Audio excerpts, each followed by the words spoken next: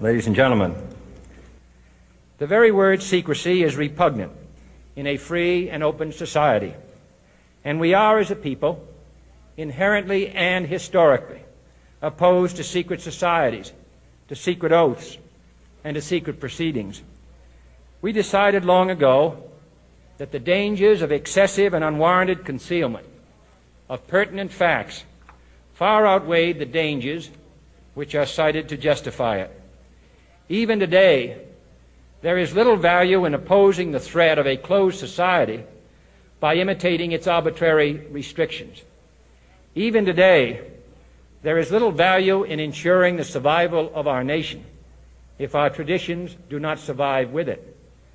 And there is very grave danger that an announced need for increased security will be seized upon by those anxious to expand its meaning to the very limits of official censorship and concealment. That I do not intend to permit to the extent that it's in my control. And no official of my administration, whether his rank is high or low, civilian or military, should interpret my words here tonight as an excuse to censor the news, to stifle dissent, to cover up our mistakes, or to withhold from the press and the public the facts they deserve to know. For we are opposed around the world by a monolithic and ruthless conspiracy that relies primarily on covert means for expanding its sphere of influence, on infiltration instead of invasion, on subversion instead of elections, on intimidation instead of free choice, on guerrillas by night instead of armies by day.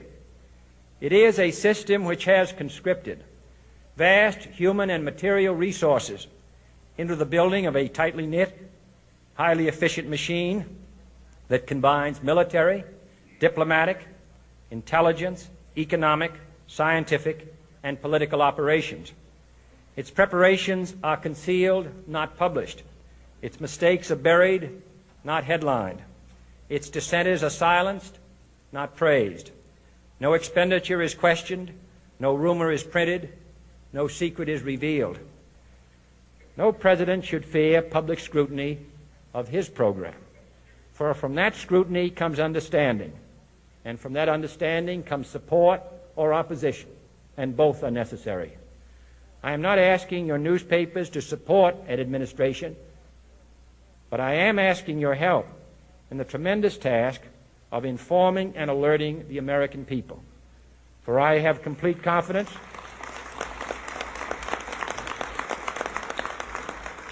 in the response and dedication of our citizens whenever they are fully informed. I not only could not stifle controversy among your readers, I welcome it. This administration intends to be candid about its errors. For as a wise man once said, an error doesn't become a mistake until you refuse to correct it. We intend to accept full responsibility for our errors, and we expect you to point them out when we miss them. Without debate, without criticism, no administration and no country can succeed, and no republic can survive. That is why the Athenian lawmaker Solon decreed it a crime for any citizen to shrink from controversy.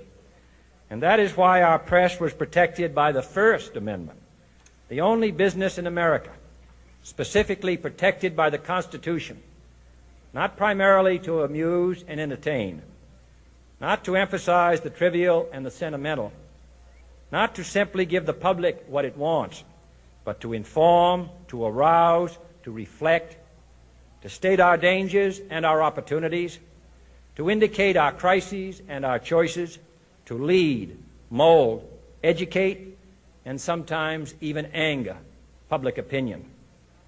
This means greater coverage and analysis of international news, for it is no longer far away and foreign, but close at hand and local. It means greater attention to improved understanding of the news, as well as improved transmission.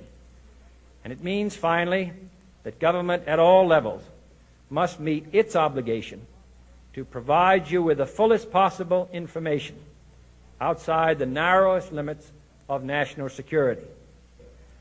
And so it is to the printing press, to the recorder of man's deeds, the keeper of his conscience, the courier of his news, that we look for strength and assistance, confident that with your help, man will be what he was born to be, free and independent.